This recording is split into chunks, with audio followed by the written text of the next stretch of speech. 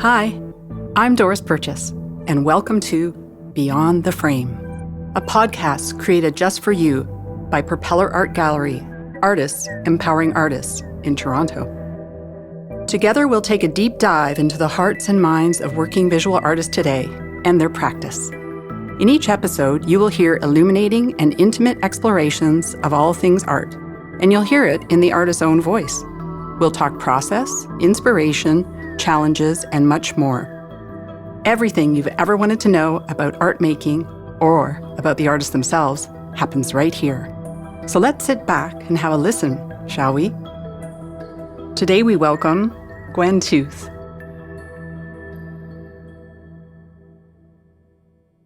Which ism is it? Under which ism would you classify your work? I find these days it's very difficult to fit into an ism, from my experience, a lot of art has been blurred and blended, and that the boundaries are very vague.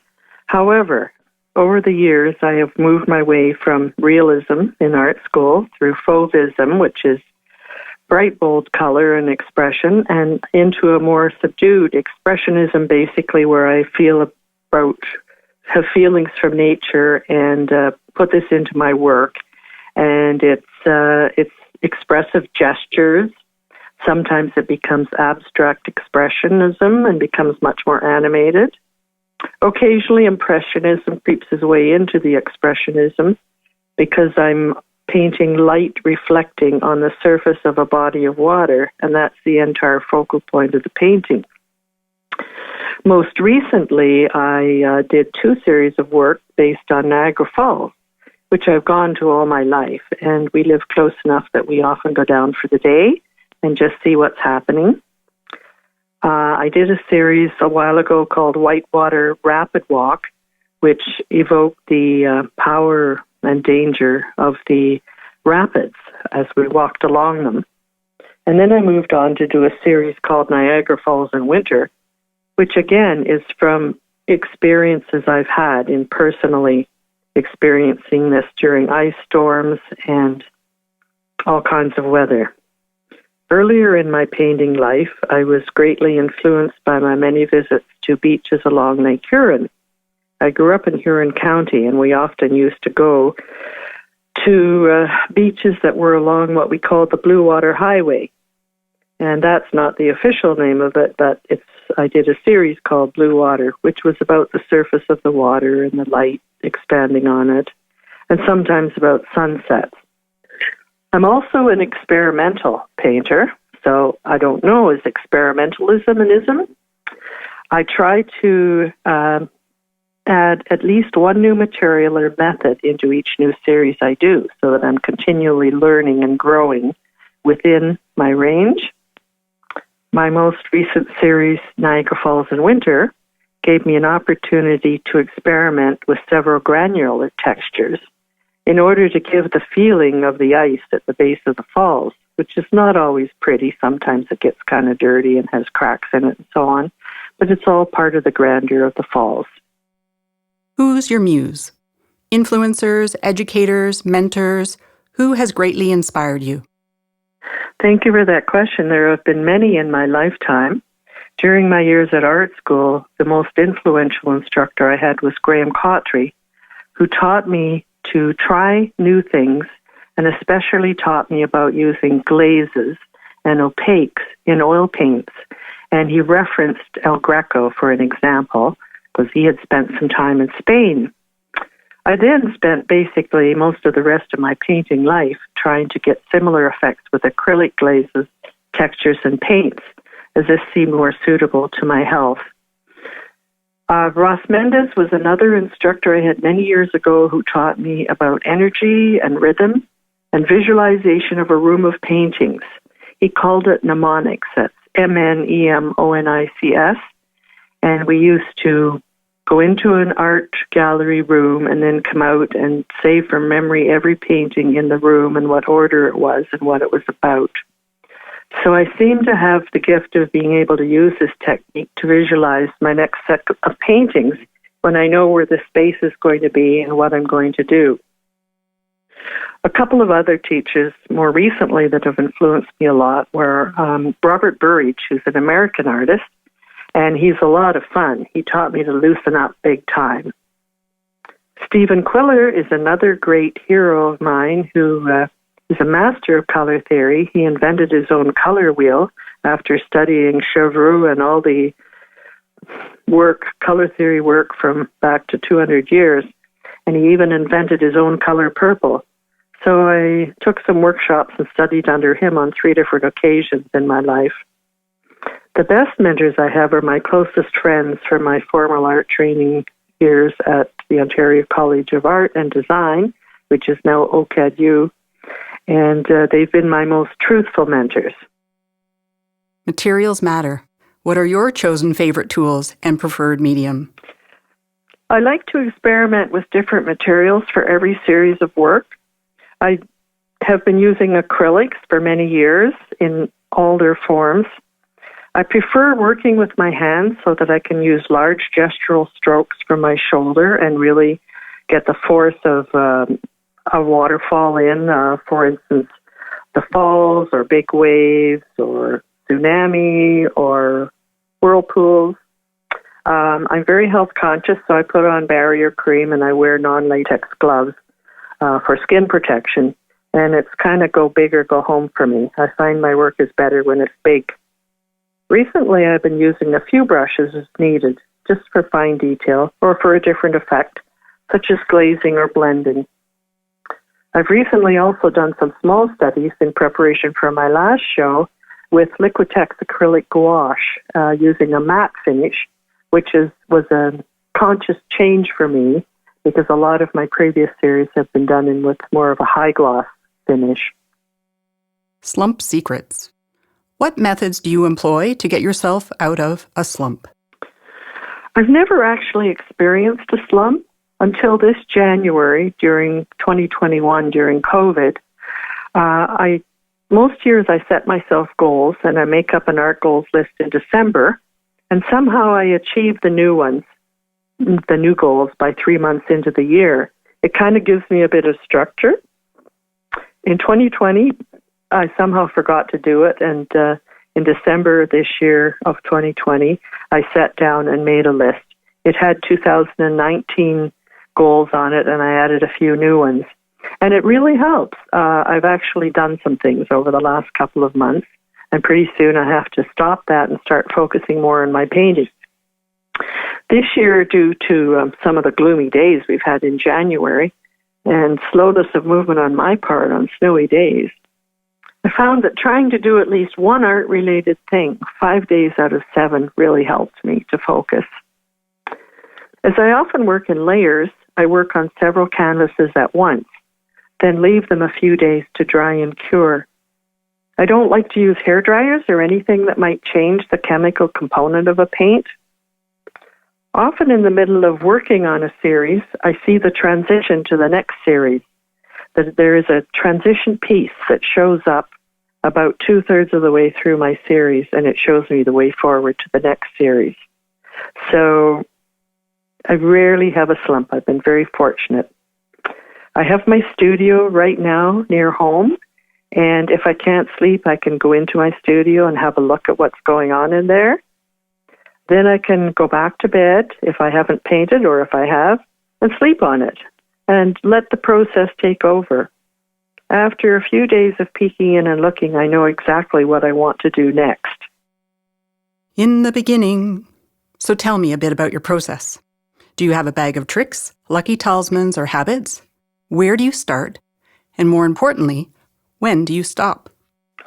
I often start by coating the canvas with one mother color, particularly if I'm doing a series and it's one way of unifying the series.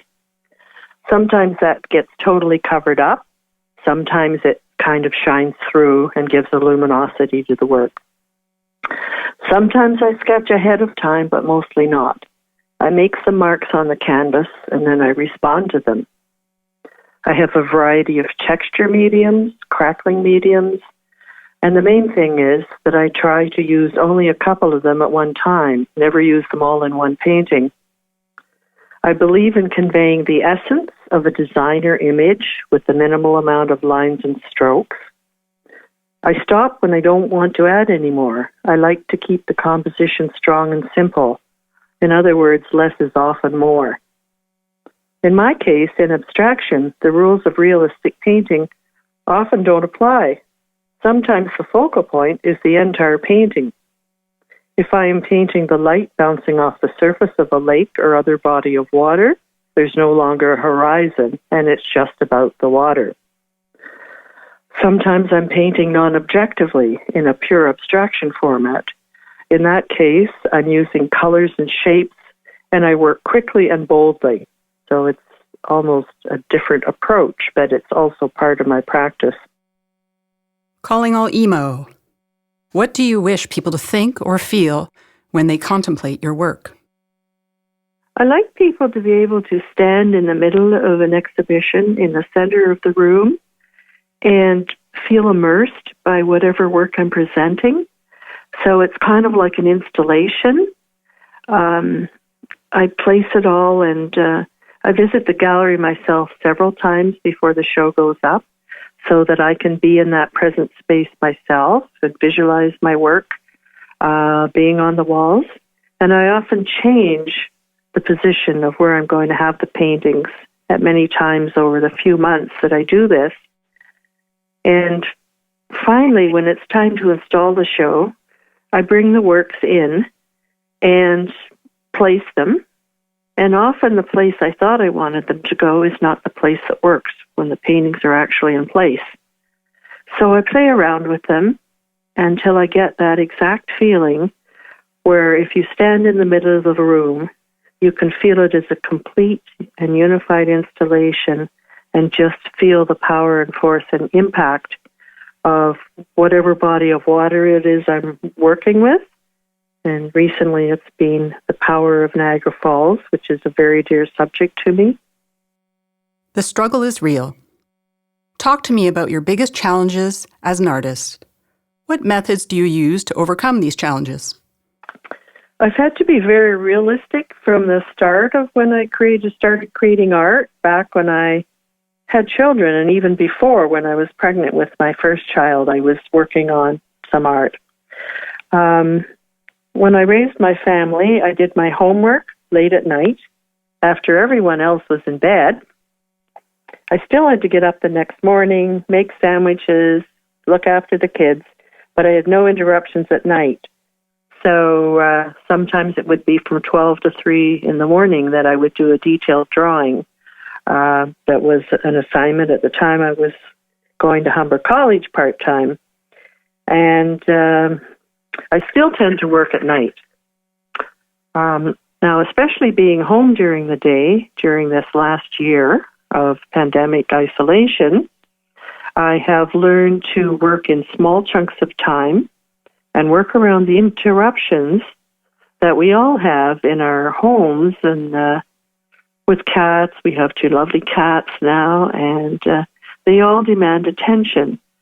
So over the years, I've always made a silent point of fitting in whatever art I could into my daily routine.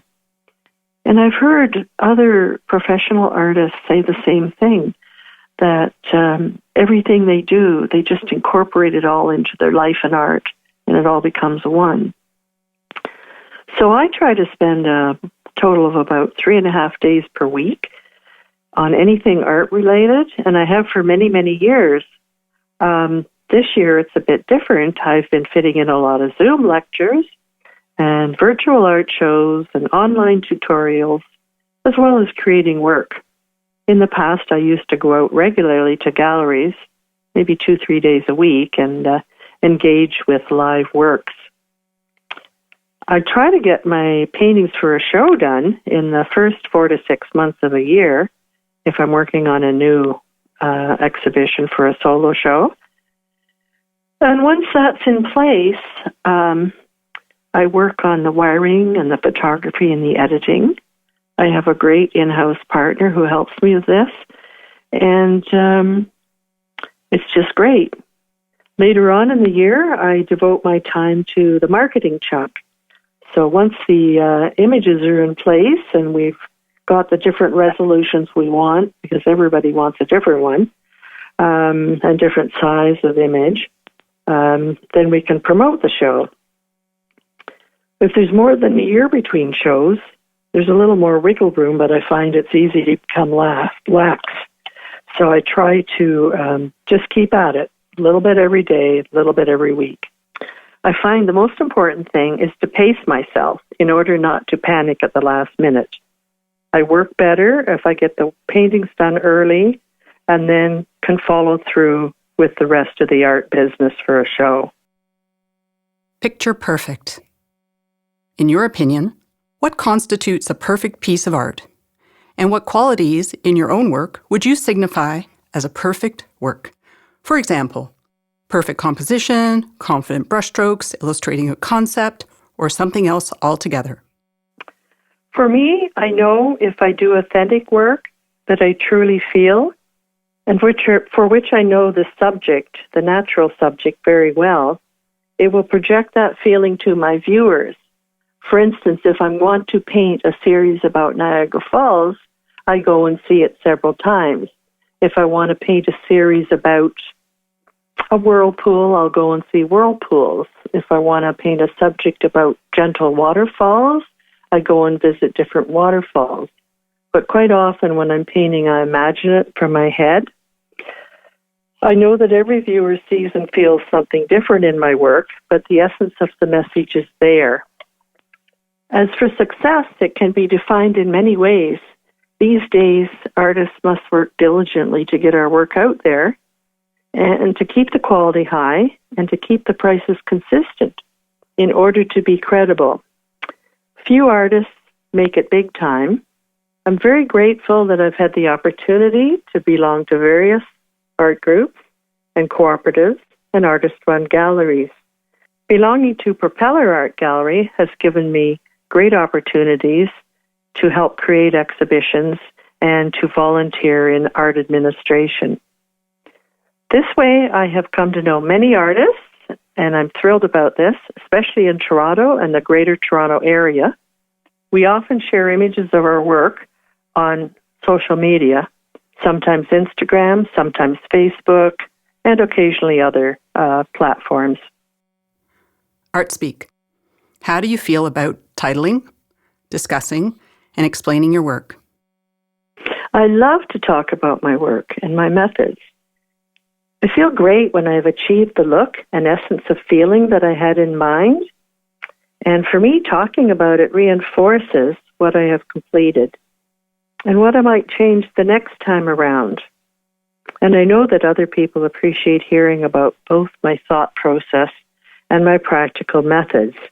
This is one of the reasons I got into teaching for several years, is that I felt I had so much that I just had to start sharing it with others. As for titling, I prefer to title a series and then number each painting within the series.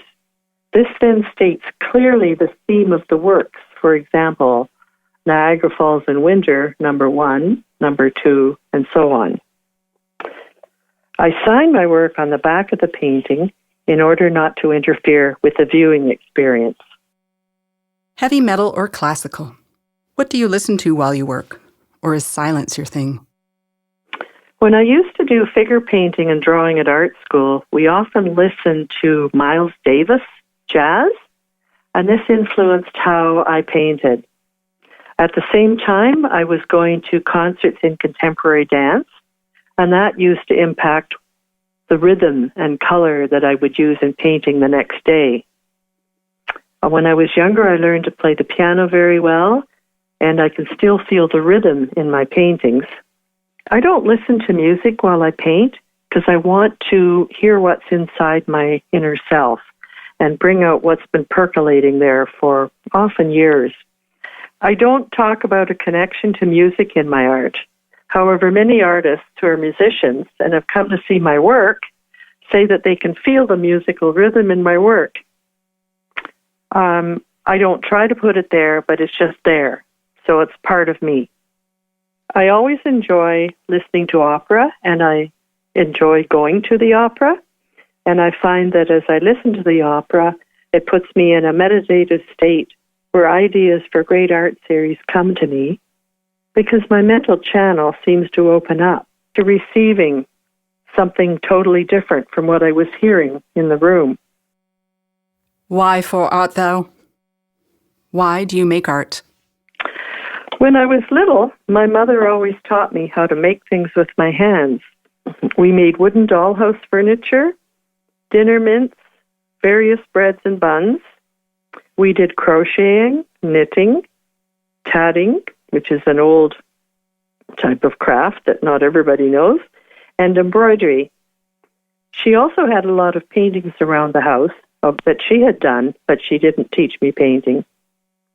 She gave me the gift of playing the piano and various musical instruments she had around the house. She had a Hawaiian guitar, a violin, an auto harp, which is now on one of my collaged pieces, and organ. I no longer play any of these instruments, but I will always remember the memories and the music created from them. Most recently, I have been doing sketches and painting from memory of things and events from my earlier life. In fact, I just sent a completed sketchbook of memories of tools to the sketchbook project at the Brooklyn Art Library in Brooklyn, New York. It will be digitized and available for viewing at www.thesketchbookproject.org.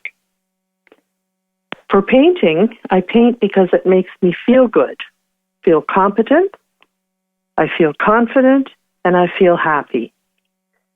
Painting gives me a place to be calm, in which I'm having a conversation only with my canvas and no interruptions are allowed.